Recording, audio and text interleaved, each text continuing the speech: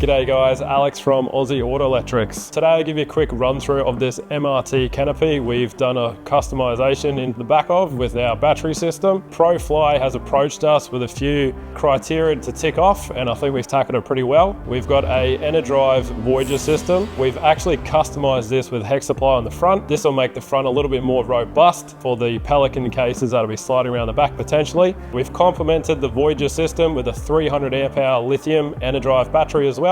This is all slimline mounted on the headboard, which takes up very little space to allow for more storage in the rear canopy. On top of the MRT canopy, we have a 190 watt solar panel. This will keep the 300 amp hour lithium battery topped up when on site. The 3000 inverter inside the Enerdrive Voyager will charge all the drone batteries and all their equipment easily while on the go.